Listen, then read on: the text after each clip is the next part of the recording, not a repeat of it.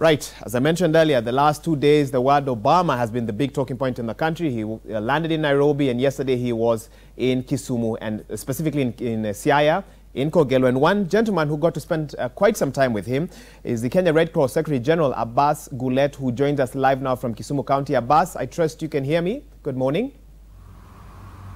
Yes, I can hear you. Yes, good morning. Good. Thank you for joining us on Citizen Extra. First things first, you got to spend some time with the 44th President of the United States, Barack Obama, yesterday. How would you describe that experience? Because most of us could only watch from afar via our television screens. Well, I would say very rewarding and very fulfilling, because I found it to be very humble, very down-to-earth person, very outgoing and very accommodative. So I actually enjoyed the experience, having just met him and having been around him and having heard what he said. And I believe that, you know, for Auma it was hard day yesterday, and I have a lot of time for what Auma has achieved. And it was very good that her brother could come and be the chief guest at her event. She's worked very hard over the last 3 years to get to the point where we got yesterday. Okay. I want to get your thoughts on some of the statements that were made yesterday. First of all, by Auma. She spoke about the handouts culture, and that may have gotten her in trouble with some, but others believe that she spoke about a reality in this nation. What are your thoughts on the handouts culture of this country? And it's, in a sense, it's mixed with politics, corruption, sort of the whole discussion around that. I basically support the view that Auma had, the culture of Ngonya Ngonya, which is only one word used in Luo Nyanza, but we have Molio in Ukambani, we have other forms of words being used to define the same thing. But as a nation, I think, yes, I also believe that the culture of handouts, the culture of people wanting to be assisted, or the aid culture. I mean, it's not only even for Kenya, I would say the whole of Africa. What Africa needs is development. What Africa needs is investment. What Africa and Kenya needs is not handouts, it's not aid. I mean, the mentality of aid, 54 years of independence, and we still have thousands of Kenyans on food handouts. It's just unacceptable.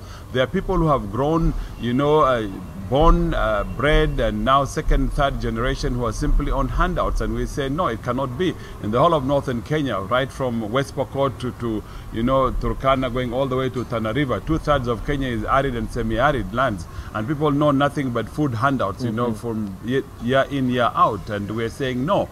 And I think people should understand Auma for what she meant. What she meant is the potential, the enormous potential that exists in our country.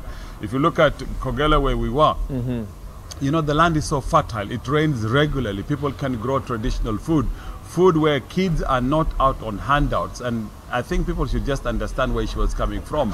She was not out there to castigate anybody, but it's just a mentality that of people expecting some free handouts, through, whether through politicians or whatever. And politicians and other Kenyans should realize, you know, the only way this country can move to the next level is where we have more industries, we have more young people getting into farming, into agriculture, into food self-sufficiency. Today, you know, we move from drought to floods to disasters to emergency. And I've worked for the Red Cross for close to 45 years now, and we're saying time has come when we must take talk of things and to say it is possible. What Auma has done in Kogelo with little private initiative is what we should be celebrating and not castigating her for what she has said. You've actually talked about politicians. What sort of challenge or message do you think county governments should be receiving from what we saw yesterday, from what we heard? What should they be thinking about at this time? So yesterday was just a small place called Kogelo in Siaya County, where a private Kenyan citizen, an individual, took the initiative to build this center that would be, you know, the only one of its kind in that entire region of Western Kenya, and probably the only one in the country, I would say. And people should be proud, and you know, people should be celebrating what Auma has achieved through partnership. She's been able to bring partners from Kenya, from Europe, from North America, from you know, Germany, many places around the world. People known to her, people who trusted her, people have given her resources. And that resource that has been put in yesterday, the basketball court, supported by Giants of Africa through Masai Ujiri and other African basketballers in the NBA, just shows what is possible that can be done. My message to politicians, and I have many of them who are my friends, is just to get off her back, leave her in peace.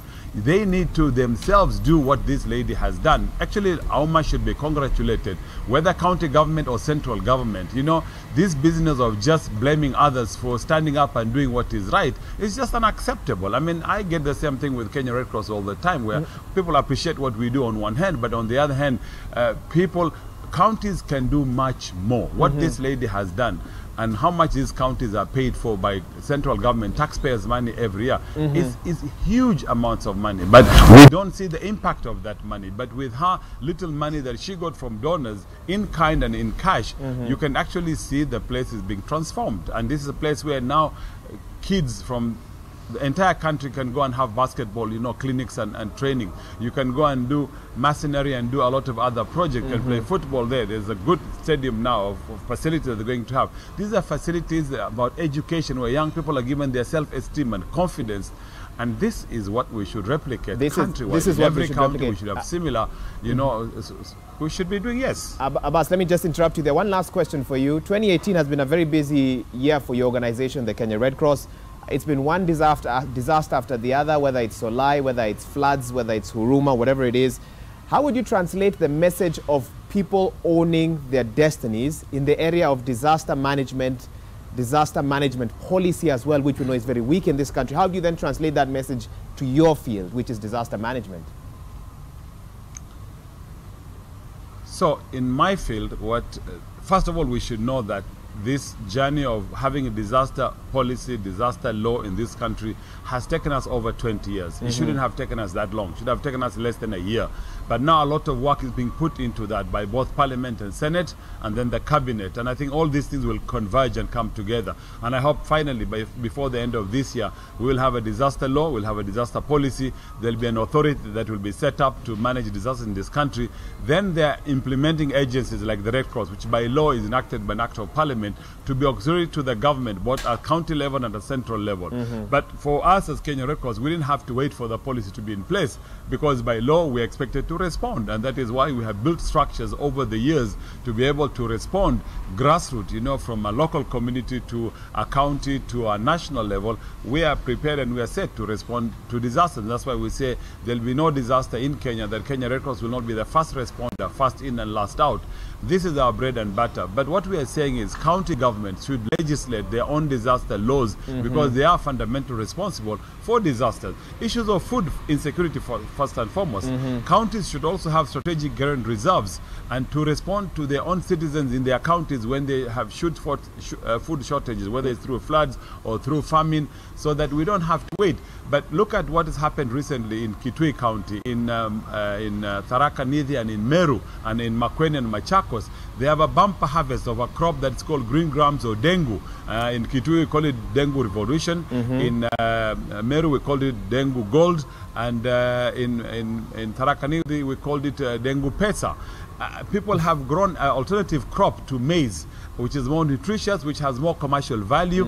And we are saying maybe instead of some politicians blaming, for example, the governor of county of Kitui, Madam Charity Ngilu, people should applaud her for having pushed the farmers to grow this crop, which is now in surplus. And basically people in Kitui, majority of them are now food secure. But there are politicians blaming her to say, why have you not found market to sell this? I mean, selling to me was secondary. Primary was to make people more food resilient, food secure.